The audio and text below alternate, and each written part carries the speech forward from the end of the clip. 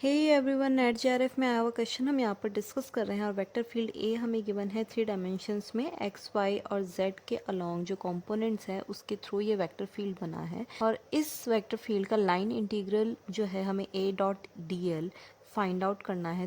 जब भी आपसे किसी भी क्वेश्चन में लाइन इंटीग्रल पूछा गया है वेक्टर फील्ड का, तो सबसे पहले स्टोक्स थ्योरम आपके दिमाग में जो है वो हिट करनी चाहिए, क्योंकि सरफेस इंटीग्रल को लाइन इंटीग्रल से जो कनेक्ट करती है वो एक स्टोक्स थ्योरम है और इसे कर्ल थ्योरम भी कहते हैं। सिंपली स्टोक्स थ्योरम या कर्ल थ्योरम का जो स्टेटमेंट है वो ये कहता है कि जो वेक्टर फील्ड है उसके कर्ल का सरफेस इंटीग्रल जो होगा वो इक्वल होगा वेक्टर फील्ड के लाइन इंटीग्रल। सिंपली आप देख सकते हैं वेक्टर फील्ड का जो लाइन इंटीग्रल है उसमें एक बार ही इंटीग्रेशन शो कर रहा है क्योंकि वो वन डायमेंशनल है, और जो सरफेस इंटीग्रल है उसमें दो इंटीग्रल्स शो कर रहे हैं क्योंकि वो 2D सरफेस है।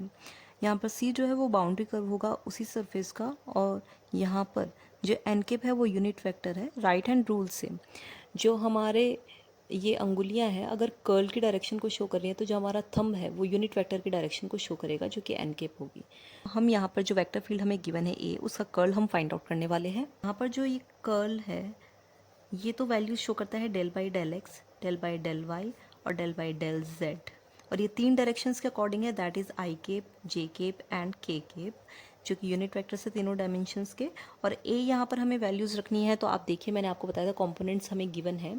तो आई केप डायरेक्शन में जो कॉम्पोनेंट है वो है वाई जेड, वाई डायरेक्शन में जो कॉम्पोनेंट है वो है जेड एक्स, जेड डायरेक्शन में जो कॉम्पोनेंट है वो है एक्स वाई। जिस डायरेक्शन को हम ले रहे हैं उसके रो और कॉलम को हमें छोड़ देना है। तो आई केप को हमने यहाँ पर लिया है तो इसके कॉलम को और इसकी रो को हमें छोड़ना है, तो ये दोनों जो है आपस में क्रॉस मल्टीप्लाई होंगे।